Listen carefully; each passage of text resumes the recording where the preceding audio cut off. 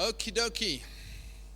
Well, welcome to increasing strategic influence through your relationships. I thought it was a nice title. Couldn't think of anything else. Thought I had to make it nice and then they didn't put it on any of the marketing, so I was left off everything. All right, but that doesn't matter.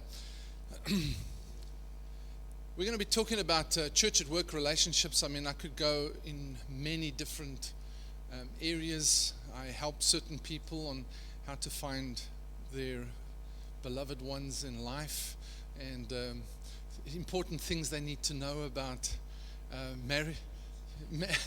marriage relationships, parenting, relating to parents, relating to authority. It's all about relationships, because the bottom line is that whether you're in leadership or whether you are an employee or whether you have your own business, whether you are a security officer sitting in a booth somewhere, everywhere you deal with people, everywhere. In today's world, it's more so than ever before. We spoke about one of those pillars that we spoke about this morning. One of them was relational and your connectivity. And I find that much of, because I'm an accredited coach, I've attend various meetings, and one meeting I sat in, this one guy got up and he was going on how we've got to fix systems and structures and everything else. But I like working on the board, so you're just going to have to work with me here. But we can talk about strategies. We can talk about systems. We can talk about structures, all within the context of organization, or we can talk about styles. But the one thing all of them lead to is something called people. People are the heart and the mind. People are the hands and the feet. People are what makes all of that work. And before you have a program, you've got a programmer. And many times we're trying to fix the program before we actually have worked on the programmer. And so everything is about relationship. And what I'm going to show you, I'm just going to show you some key stuff, and then we're going to do a exercise. It's called a window. And so we're going to take a window into looking at you and how building relationships work from you. So I'm going to give you some key stuff that hopefully you'll not only be able to use at work, but you'll use in some other areas as well. So people are what it's all about, people and relationships. And of course, there's another factor in there, and that is you. Now, the thing with relationships, there's two kinds of pain. There's acute pain and chronic pain. You've heard that? And that's not pain that's cute, it's acute, okay? You got now writing acute pain. It's acute and chronic. In your leadership, in your personal leadership in your life, if you're missing things like vision, values, a sense of purpose, a sense of destiny, a sense of cause, a sense of your calling, it's chronic. It's going to cause you a dull pain in your life continually. But the thing about those things is we seem to be able to shift it under the rug, carry on with our mundane, boring lives, and we're happy. We just keep going, and don't worry, we head off aimlessly and hope we hit something sometime, because you will. You'll hit it. If you aim for nothing, you'll hit it every time. So don't worry about it, so it's chronic, and but it's dull, but you can hide it away. But the thing with relationships, have you noticed? It's acute. It's a pain that doesn't go away. It's there, it's prevalent, it's hurtful. And the problem is what we do is when we have an acute problem in relationships, the thing that we go to is something called personality. So that's the thing when you meet people, can't spell personality, when you meet people, You make a good first impression. You come up with all your human influence skills, And that's the thing they work on in management level and within companies, etc. They try and change people's behavior. And that's like working on the leaves before you've changed the roots. You can't do that. And so today, people have got this situation where, you've got so superficial in relationships that we never can deal with the pain of it. So some of the highest stress levels caused in workplace is in relationship. Highest stress levels. In fact, family stress, relational stress, causes more hard situations at work than work does. Because it doesn't go away. If you're having a problem in your relationship, you just struggle. As Andy was saying this morning as well, is that, people don't leave companies or businesses, they leave managers. Or they leave bad relationships. When you're not getting on with people, people leave. And so that tends to be the easiest way to deal with it is, hope they ship out and get lost and change. So we always, as Christians, as believers, we're praying that they change. Let them change. But the problem with that is that who has noticed that you can't change people? When you're out of control, there's nothing you can do. You just have an acute problem. So where do you begin? Where does this all begin? How do we change the situation? So you can go two ways when you're working with people. You can go the way of control.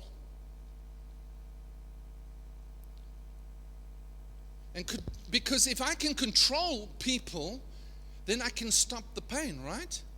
So I will refer, and that is control with a T-R-O-L. Hey, you can see that here. Okay, so it's terrible. So with control, the problem is now what we do is with control we are. Let me see the nice word for it. Yes. We will impose on them. We impose on people. What do we impose? We impose our idea, our opinion, our perspective. We impose through our personality. We will impose. And if we can't control with little things, then we begin to get bigger. It's going to be a fight or flee situation. So what we do is now we begin to try and impose through manipulative techniques. We try and impose through intimidation. We try and impose using our position, our titles. We borrow from other people's strengths to make up our weakness, to impose it on them. And so people then begin to withdraw, and it becomes a crazy cycle of I win, you lose, you win, I lose. And we're going on this cycle all the time. And nobody wins. Right? So that just becomes a whole process of not accomplishing what you want to accomplish. Now people do this in relationships all the time, in one measure or another. And we don't do it consciously, it's subconsciously. We so are educated or trained habitually to react to people's relationships with us on a level of, let me impose myself and get this because I need to control. But when we get out of control. You cannot control a relationship. But what you can do, you can influence it. That's the best you can do in a relationship, is influence it. And you influence it by, I hope I get this word in here, reflection. By reflection. So, what are you reflecting? Not your personality. Personality is secondary. Personality is this deep. You know, these one-liners we try and use for the guys. We use these one-liners on girls, you know, and thinking. So if we just give me, you know, the coaching nowadays is give me 4 text messages that'll work for me to get a good date. See, that's superficial. Text message. You text a girl, you've lost already. Girls don't speak text. They speak emotion. So forget about it. So now what we try and do is we send to our staff, or we send within the context of any of our relationships, we're sending emails, text messages, hoping to communicate something, and it doesn't. All we're trying to communicate is personality. And hopefully they get the message. They don't. Right? I watch on Facebook, I read on Facebook, and I see there's little discussions and how it can go horribly wrong when somebody reads it wrong. It just gets all wacky, you know. So what do you reflect? You have to reflect you, who you are.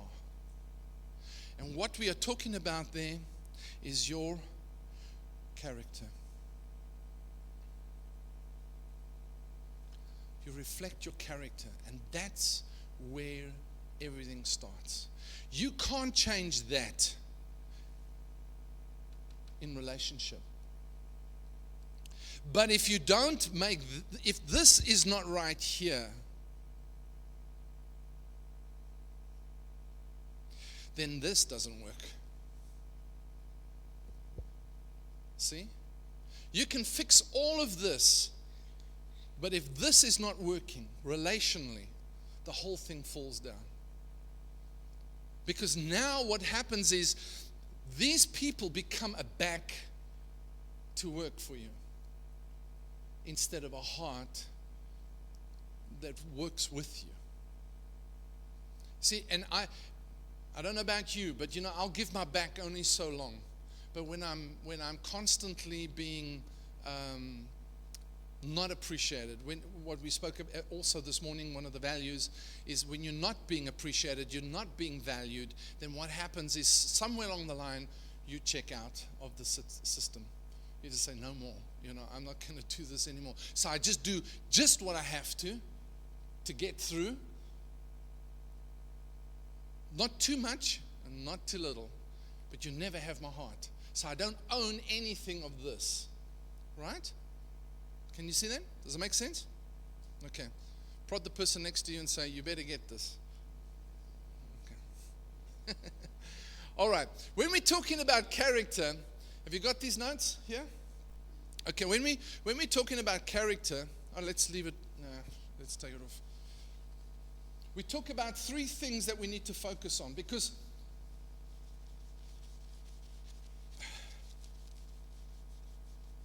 we're talking about a personal leadership process. If you cannot lead yourself, you cannot lead anything. And if you don't begin with you, then you will never ever accomplish an outside success or healthy relationships. If you're depending upon personality performance all the time, somewhere along the line, if your inner man, your core person, the character of who you are, doesn't line up with your personality, people read it, whether you say it or not, whether you think you show it or not. And even when they need help, they will read the duplicity in your life and they will not come to you for help. You've got to be authentic, you. See? So when you talk about character, we're going to talk about, there's 3 things that you need to look at when you're talking about character. Number 1 is your own personal integrity. And integrity is the value that you place on yourself. If you cannot keep promises to yourself, you will not keep promises to others. And it all starts with, if you cannot live by your core values and be true to your core values. In other words, if you're not lining up what you do with your core value system, in other words, you are constantly lying to yourself, then do you think in any form or fashion that you're going to be able to communicate with somebody else with integrity? Are they going to read it? Because you're going to be unhappy, frustrated, confused.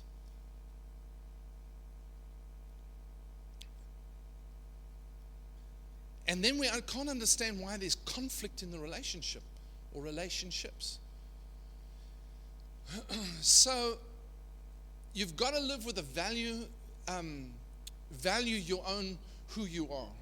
Okay? You've got to value who you are. You've got to value your own values, your own worth. The second thing is that you need to look at is something called maturity. Now, these are areas that you need to work on. These are core characteristics of your character that you need to be working on, be looking at closely. Maturity is you don't find a lot of this, unfortunately, in relationships, because they kick off, so I kick off. And my response time becomes this fast. They say something and bam, I go off, Or I say something and bam, they go off. This is an area that we've got to look at. This is the ability to be strong enough to stand for what you believe in. Maturity is emotional maturity. It's you are strong enough to stand up for what you believe, your convictions, your values, for your purpose, for your cause, for your call, to stand up strong for it. However, within the context of having consideration for those that you're dealing with. Everybody has a journey. All right? Everybody has a journey. Everybody is scripted in some way. If we went around the room, I love doing that. Sometimes when I'm meeting people, I ask them, who was the most important person in your life? What was the worst time of your life? What was the best time of your life? Who was closest to you? Why were they close to you? And I go through this whole process. I've seen people get totally set free from relational issues just by going through that whole process. And in the bottom sense of it is because everybody's got a story to tell. And through my own crises of my own leadership, what I've learned is that do not take people at face value. Because let me show you something else. If you remember this also helps tremendously.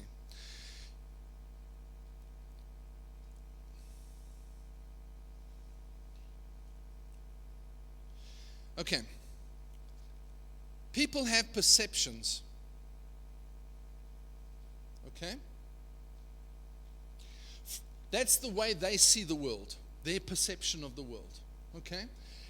From those perceptions are formed, that's this one here. Hey? Those perceptions are formed by the scripting in their life from their friends, their family, where they went to school, what they experienced, the journey they've gone through, the education, all those things. All of us are scripted in some way. We dig deep enough and we'll find it. Now, those perceptions form the basis or the foundation for decision making. We make decisions from those perceptions because of how I see the world. Not the way it really is, but it's the way it is to me.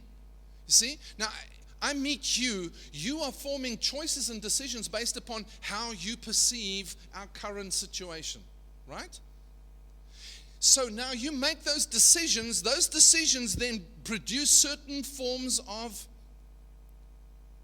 behavior. Okay? You act now on those decisions.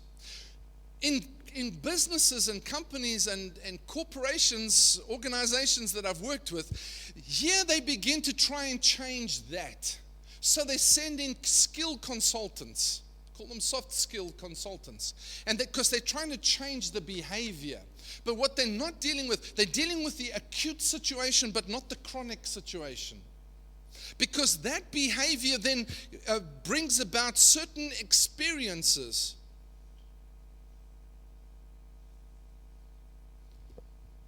So what is happening is this becomes a cycle.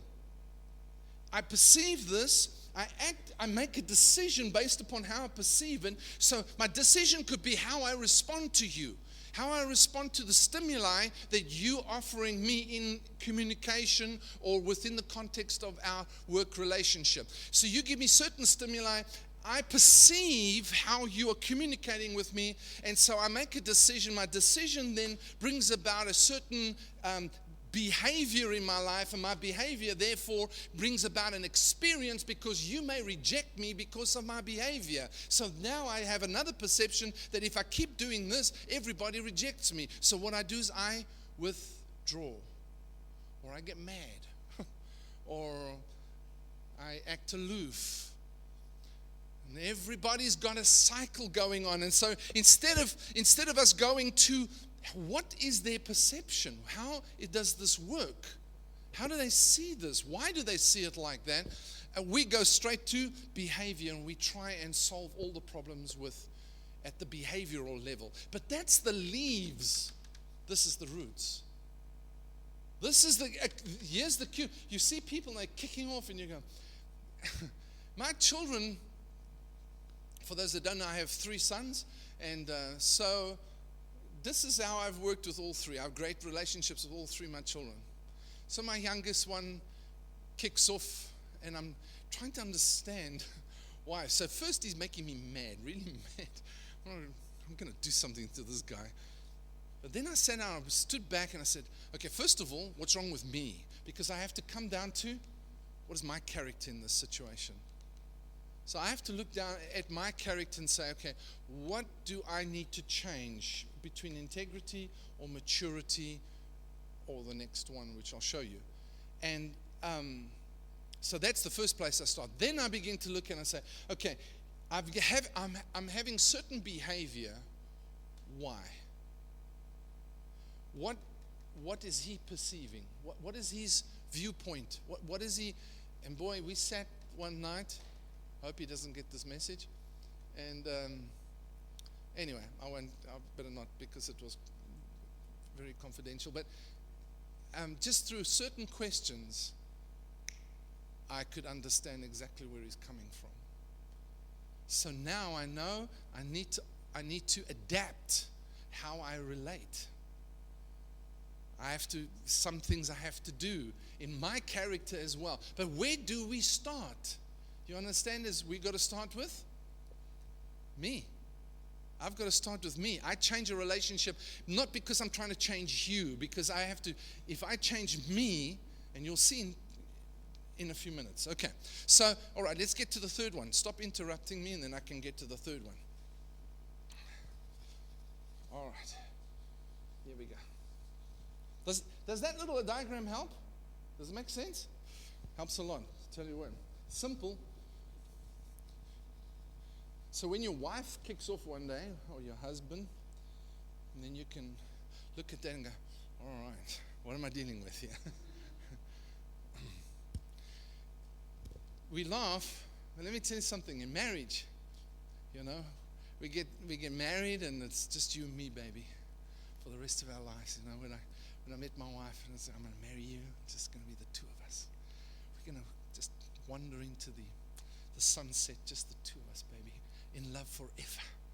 And then I discovered when I married a mother, a father, a brother, a sister, a cousins, a aunts and uncles. The whole package came because they all were involved in her life and scripted her. And boy, I had this whole, and I was, not me, I was perfect, but no. So we had this whole package, and suddenly I had to try and figure. And you know what they didn't train me or teach me was how to handle relationships. I didn't understand how to deal with conflict and a wife that's speaking emotional language that I haven't got. There's no translation book for it. There is no book on understanding.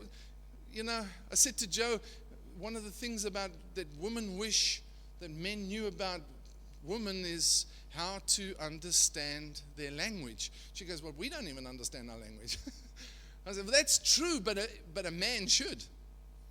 But they didn't teach me that. They didn't teach me how to understand, how to deal with it. So we need to be skilled in relationship, because everything is about how you deal with people, from your significant relationships right through to your customer base, to your stakeholders, whoever they are. It's all relationally based, and it's not. You see, when it comes to maturity, you can be so nice, you get steamrolled, because you want everybody to like you and approve you.